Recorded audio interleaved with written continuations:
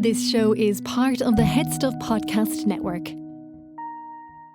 Welcome, gather round the fireside and listen to a tale of Fionn McCool, Cú Chulainn, Deirdre of the Sorrows, Gráinne Wail. From giants right down to fairies, of both the trooping and solitary, and close to us sometimes scary. Anything goes by the fireside. Yeah. Fireside, the Puka Fireside, the Marrow Fireside.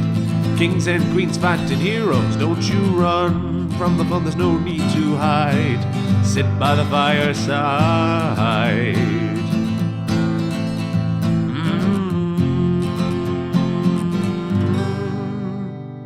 Fireside.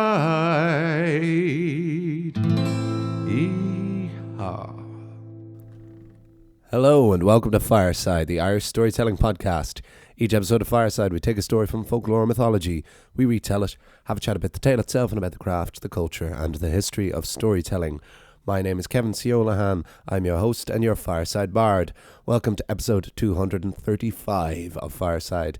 Today on the Irish Storytelling Podcast, we begin a new chapter of the podcast to honor and to celebrate the 100th anniversary of the Walt Disney Company. We're going to look at all of the folklore and mythological and legendary origins of some of the most iconic Disney films to trace what they changed, what they influenced, and what was perhaps lost from the original versions. And of course, we are going to start at the very beginning. I have heard it's a very good place to start with the one that kicked it all off, and this is the story of Snow White. But before we get down to that, if this is your first episode, as I say, this is something a little bit different. We usually focus on Irish and Irish folklore and mythology on this podcast, but this is a good example of what we do all the same. And if you enjoy this, why don't you head right back through the ranks and see what we've been building onto the Fireside over the last 5 years. And if you're a returning listener, as always, thank you so much for your continued support. All of the usual ways you can support the podcast. You can follow me over on Instagram at FiresideBard. That's the best place to message me, to share this on your stories, share this with your friends.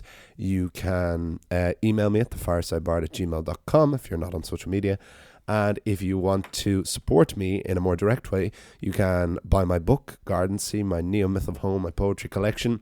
That is available in paperback, which can be shipped all around the world, or in Kindle version instantly from Amazon. All the links are in the description below, as is the link to join Headstuff Plus at headstuffpodcast.com, where for as little as €5 a month, although you can pay more if you want, you can not just support Fireside, but gain access to bonus material for Fireside and for all of the podcasts on the Headstuff Podcast Network. And Headstuff Plus is now growing in features as well, including a new feature where you can choose to go ad-free completely on a podcast app of your choice. So whether you listen to this on Spotify or Apple Music, you can register it through your Headstuff Plus account to listen to Fireside and to all the Headstuff podcasts completely ad-free, because ads can be very annoying, like the one I'm doing right now. But those are all the hard sells out of the way. It's lovely to be recording with you again today. I'm recording to you from a hotel in Philadelphia. I'm back over in the city of brotherly love, working on a new project for something we're trying to bring out to Philadelphia and to tour the US with next year. There's details of which I cannot give too much of right now, but hopefully we'll be able to talk about very soon. But this is my third time in Philly this year, and it's a city very, very dear to my heart. I love getting my bearings of it. And yes, so it's lovely to be recording. I always like working in hotels as well, because you usually get a very good desk and a nice bit of warmth and quiet. And so the story for this week, I'm taking a brief break from rehearsals for Describe the Night, which is a new play that I'm working on that will be on in the Glass Mask Theatre in Dublin from November 20th to December 9th. Put a link to the tickets in the box below. Anyone who is interested in seeing a communist drama about the rise and fall of the Soviet Union, and indeed the rise of the despotic Vladimir Putin, I think it's going to be a really great show. I'm really enjoying working on it. And so anyone who's around Dublin who might be interested in that, there'll be a link in the description below for tickets to that. But with this story now, I suppose it is appropriate me being in America starting this new chapter, as it is this month now the 100th anniversary of the founding of the Walt Disney Company, a company that for all of its faults and for all of its criticisms has obviously been a massive, massive influence on the entertainment industry and on the Western world and on me personally. And there is no doubt that perhaps I would not have developed my early interest in storytelling and in folklore and mythology were it not for being raised with some of these Disney classics. So because they have been such an influence on the podcast, this felt like a good opportunity to delve into the folklore origins of some of the Disney versions, the Disney films, to see, as I said, what has been changed and adapted, what was lost from the original versions, and to just get more of an eye-opener as to, particularly, there is a conception of Disney to have adapted many Grimm fairy tales and German folk tales, and that isn't actually as true as you might think, and that and a number of other things are going to be some things we're going to talk about and explore. And so we're kicking off with the one that started it all. The Walt Disney Company was founded in 1923, 100 years ago this month, by Walt Disney and his brother Roy as the Disney Brothers Company, along with the animator Ub Iwerks, but their first feature-length animation, in fact the first feature-length animated movie in the Western world, was of course Snow White and the Seven Dwarfs, which has its origins in many cultures, but specifically they were adapting the Brothers Grimm version, which was first collected in the early 19th century. And we have actually done a version of Snow White years ago on this podcast, all the way back in episode 37 of this podcast, which is now like 4.5, nearly 4.5 years ago, which is of a Celtic Scottish version of the Snow White myth, which is the story of Gold Tree and Silver Tree. And so there has been a version of it, but that has been so long ago that it's now time to explore the possible original story, or certainly the most famous version of this story, which is that of Snow White. And we will, of course, chat more afterwards, but here it is, the tale of Snow White on Fireside.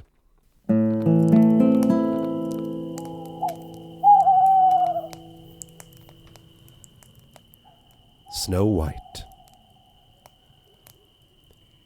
In the gardens within the castle walls, the queen sat sewing with needle and thread. Feeling the brisk of the winter cold, the distracted queen accidentally pricked her finger with the needle, and 3 drops of blood fell on the freshly fallen snow. The queen saw beauty in the blood red on the perfect white against the black castle walls, and she said, "I wish I could have a daughter with skin as white as snow, lips and cheeks as red as blood, and hair as black as ebony." The queen got her wish at a heavy price. She gave birth to her dreamed-of daughter, but the queen died in childbirth. The king honoured his wife's wishes by naming the child Snow White. It was not long before the king remarried. His new queen was known to practice sorcery and was in possession of a magic mirror. Every day she would ask this mirror, "Magic mirror, who is the most beautiful, the loveliest, the fairest in all the land?"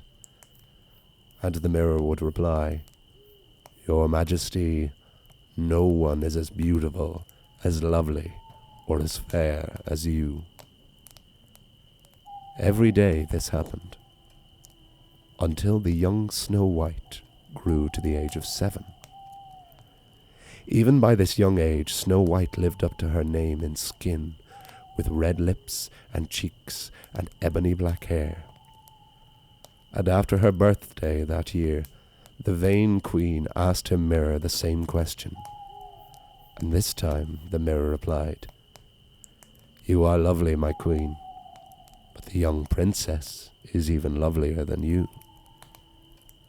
The queen was jealous, envious, and furious.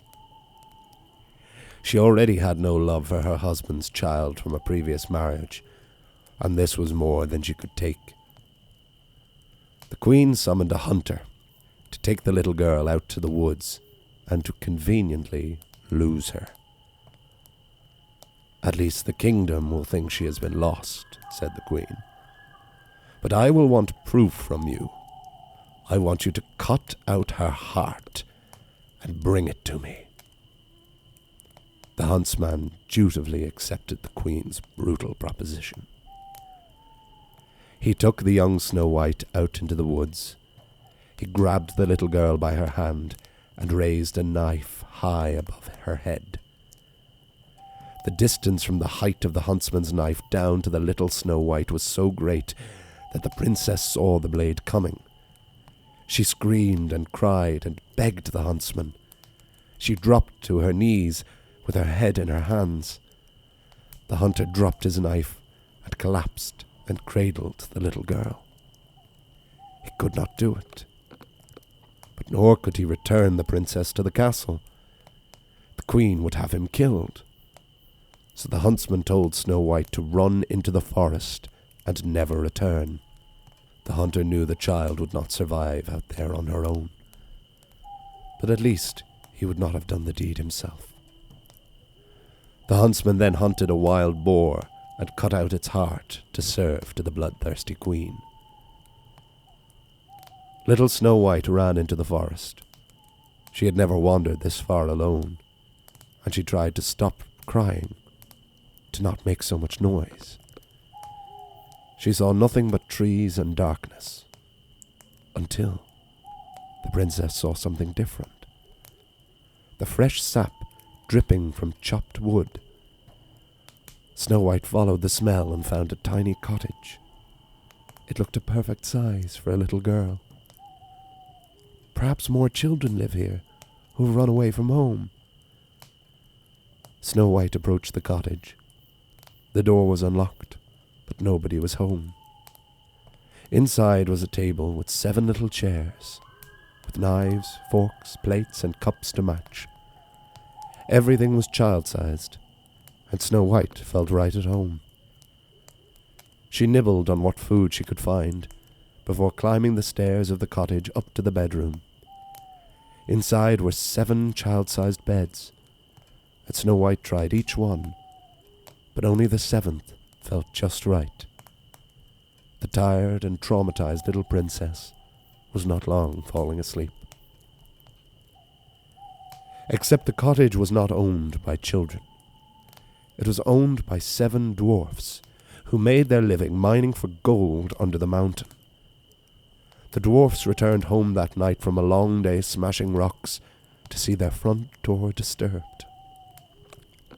"We've been robbed," said one. They went in, holding their pickaxes high. "Someone's eaten our food." The dwarfs searched for what had been stolen, but apart from nibbled bread and cheese, everything was in place. Slowly the men climbed the stairs. "The burglars slept in our beds." "The cheek!" "Wait, boys, one of them is still there." The dwarfs approached the 7th bed and found not a burglar, but a little girl. "It's a child. What is she doing here?" "The poor thing. She must have been lost in the woods." With all the commotion, Snow White woke up and hid under the covers when she saw the dwarfs. "It's all right, child. Yeah, we won't hurt you." Snow White told her story to the 7 dwarfs, how she had almost been murdered on the orders of her stepmother. "That's awful. Well, you'll be safe here. Stay as long as you want, as long as you help out a bit around the house." It was a mutually beneficial arrangement. The dwarfs went to work each day, and Snow White cleaned the house and made the bed and had their dinner waiting for them when they got home. And they lived that way for 10 years. It took 10 years for the Queen's satisfaction to wear off. A decade older, her vanity returned, and the Queen once again asked the magic mirror, Who is the loveliest in the land? The mirror said, You are still lovely, my queen, but Snow White is now a grown woman, and is 1,000 times more lovely than you. The queen nearly smashed the mirror when she realized the huntsman had tricked her.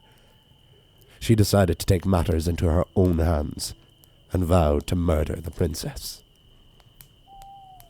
The mirror told the queen where Snow White was hiding, and so the stepmother disguised herself as an old peddler woman and went to the dwarf's cottage.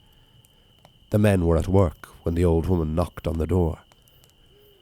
The 17-year-old Snow White answered. The queen had to admit she had indeed become a strikingly beautiful young woman. "Good day, child," said the disguised queen. "Such a beauty as you surely would be interested in this beautiful silk dress." Snow White was enamored by a garment in the peddler's basket and asked to try it on.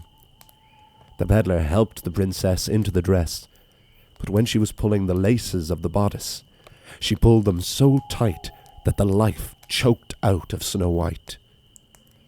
"Not so lovely now, are you?" said the queen to the airless princess on the ground. When the dwarfs got home that night, they saw Snow White. "She's as pale as a ghost." "She's always pale." "It's that dress. Cut the lace." The dwarfs took a knife and cut the lace of the dress. The life returned to Snow White, and the red once again filled her cheeks.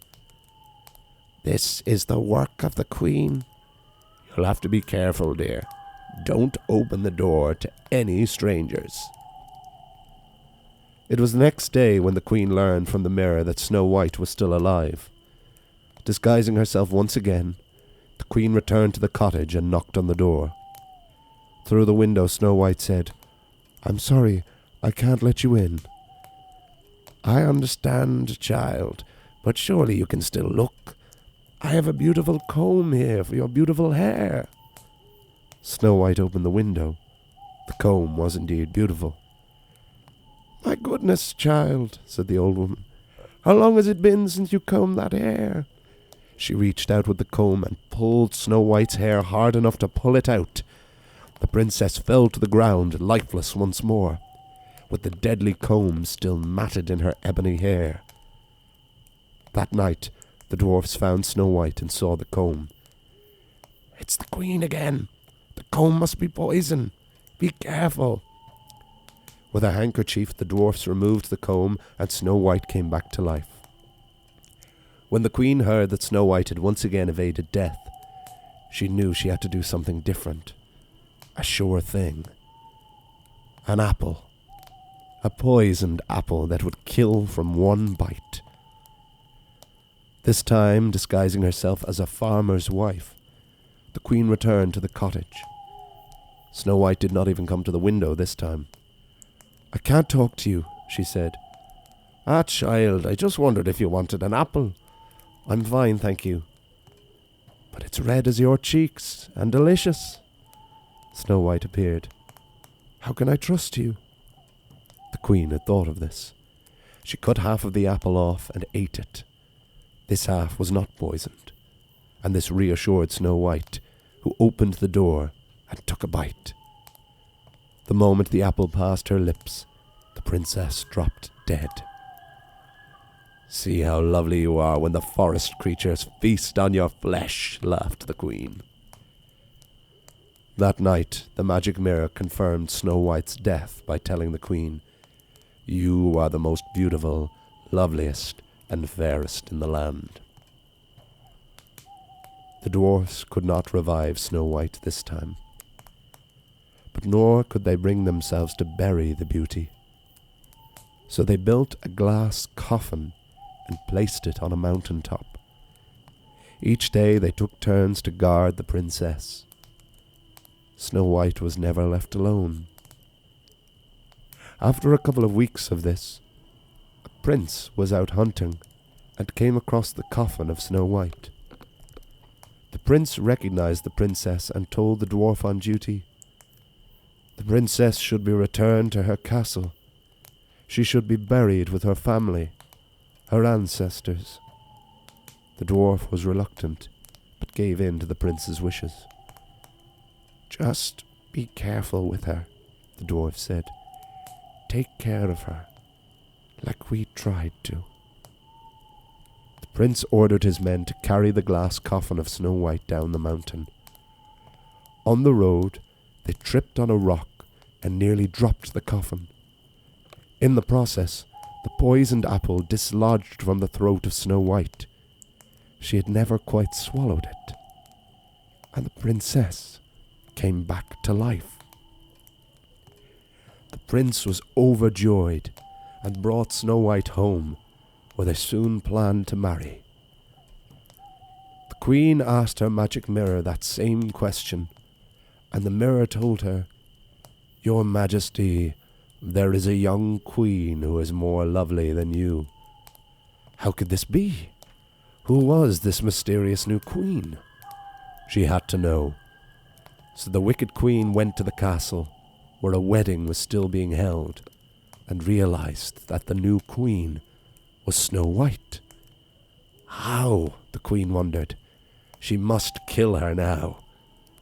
But the prince recognized the evil queen, and knew of all the harm she had brought to his new bride. So iron shoes were brought over a fire and burned glowing red. The queen was forced to wear these shoes until she danced herself to death. The end.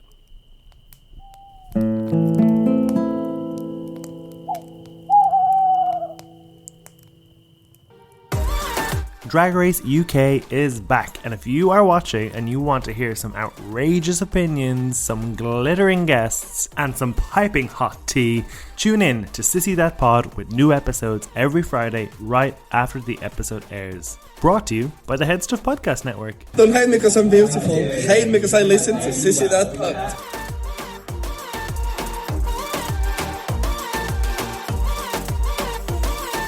And there we have the all too iconic story of Snow White on Fireside, and I hope you all enjoyed it. Yes, so for the purposes of this, I'm working on a process that essentially everyone who would listen to this podcast would know the story of Snow White, whether from the Disney movie or if you live in Ireland, the UK, from seeing a panto.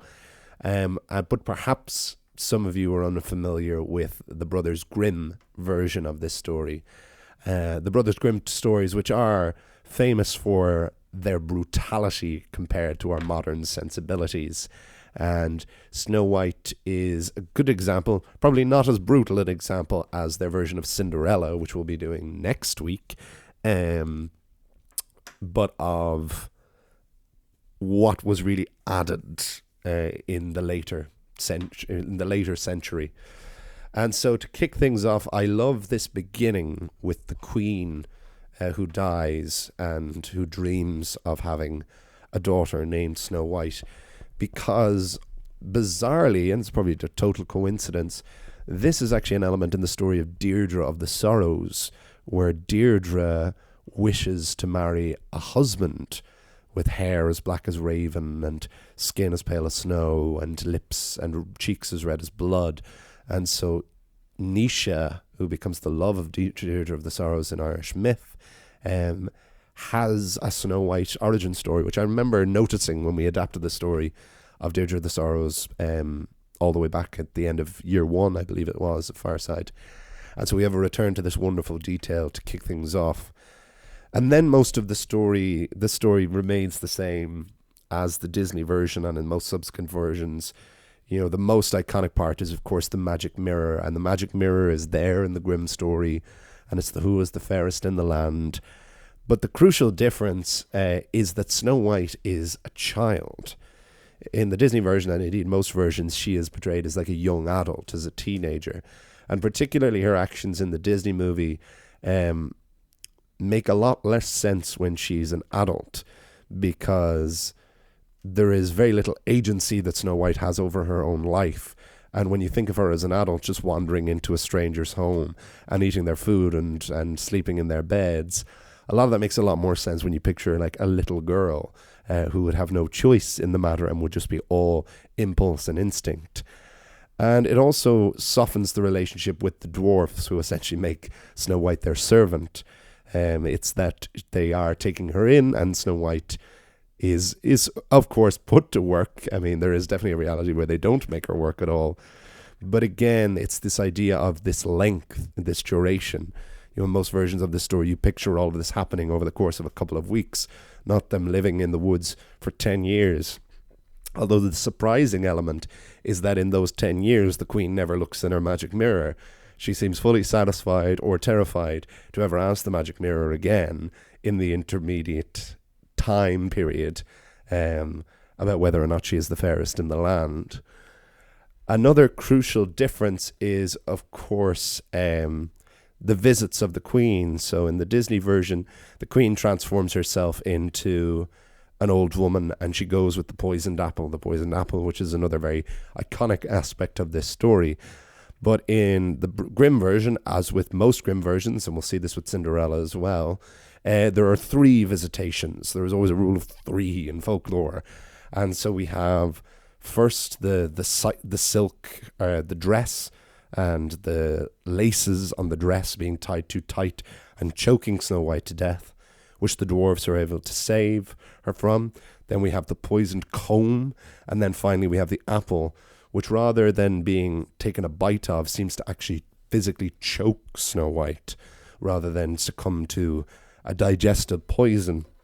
And speaking of the dwarfs, Disney was not the first person to name the 7 dwarfs. They had been named in later literary adaptations and in some stage adaptations, but certainly he was the first one to give them the names that we would associate with them now, such as Happy, Sneezy, Doc, Grumpy, Bashful, Dopey, etc.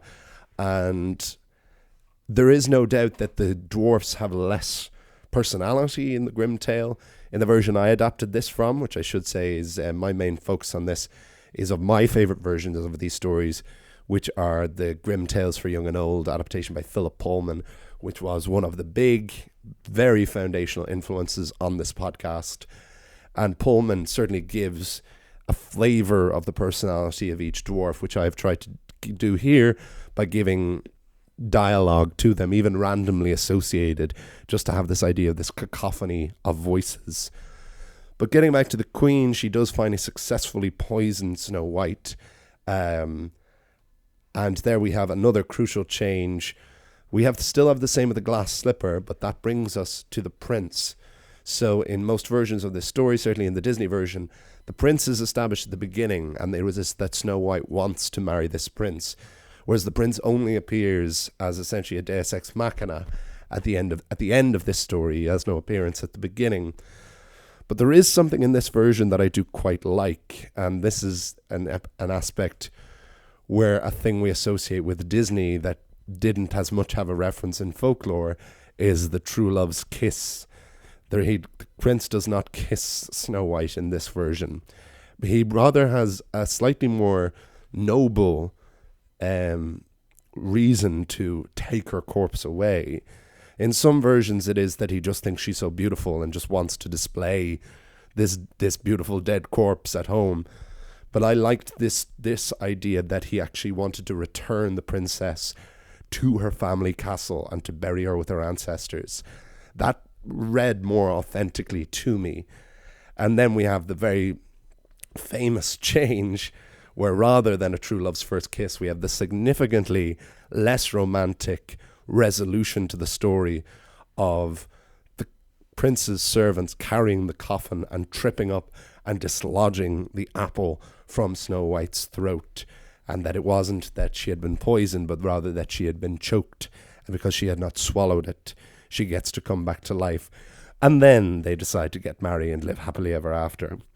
But the one final grim sting, shall we tell, which is another common aspect in their stories, is that there is a revenge on the evil queen, and this wonderful detail of the iron shoes. It does not end with the Snow White living happily ever after, but of the queen being forced to wear these red hot iron shoes and dancing herself to death And that is an addendum to the story that was added in a later edition by the Brothers Grimm that wasn't in their original literary adaptation in 1814, but from a later version. And it is interesting that is something that they added back in, this comeuppance for the Queen, which they will return to a lot, a comeuppance for their villains. At times, it seems the Brothers Grimm are less interested in their heroes and more of their villains having consequences for their actions, which is very interesting. And so that is a brief comparison to the two main stories, so from the Brothers Grimm version and the Disney adaptation, which came out in 1937 and obviously changed the movie industry forever and established animation as a new genre that could be taken seriously. Like, no one believed that an animated feature-length film would ever work. It was known as Disney's folly. No one believed that an animated movie could appeal to adults as well as children. And that is the great influence of this movie that came out so long ago. And it is still very, very watchable. Snow White was one of the movies that I watched a lot when I was a kid. But the movie certainly makes sense as a progression of the short films that Disney would have been making for 15 years at this point with Mickey Mouse and Donald Duck and Goofy, because the dwarfs kind of read as, short film characters, and the movie kind of feels more like a series of sketches, which makes sense considering the loose plot structure of it and Snow White's kind of lack of agency in her own movie because things just kind of keep happening to her.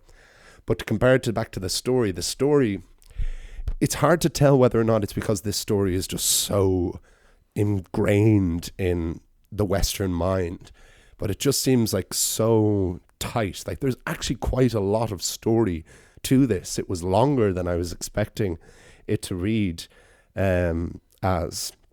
And that comes back to just the simplicity and the clear as water, as Phil Pullman said in this very book, of establishing our character in our mind, this image of our character, establishing our villain's goal being very pure and simple, just to kill her for this very specific vain reason, and this child escaping, living in the woods, and then this queen's progressive endeavor to finally rid herself of Snow White and the comeuppance that should come, some of which comes from very folklorific convenience and arbitrary perhaps, but it is still a no doubt to my mind why this story endures so much. And I hope you did enjoy hearing a different flavor of this story. Is this a story you knew? Did you know this version of it? Are there any other versions of Snow White that you like? Please let me know, as always, your thoughts. Next week we will have another. So basically how this will work. So Snow White came out in 1937, 38, and we think of the Disney princess formula, but it would actually be another 13 years before Disney would return to the princess formula, because he didn't want to repeat himself. And actually Disney didn't actually have a hit between Snow White and this next Brothers Grimm adaptation, which actually he adapted from a French version of this story, because we think of what came out in between, which was Pinocchio and Dumbo and Fantasia, and then a lot of the movies in World War II, such as Saludos Amigos and The Three Caballeros, ones that aren't really as known or as talked about anymore. But all of those movies were considered too experimental. Some of them were box office successes, but had been so expensive to make that they weren't financially viable. But then in 1950, Disney, needing to save the company financially, returned to the movie of Cinderella. And that will be what we have next week, which I'll be adapting the Grimm version of, even though Disney adapted from the Charles Perrault French version. But we will talk about both those versions.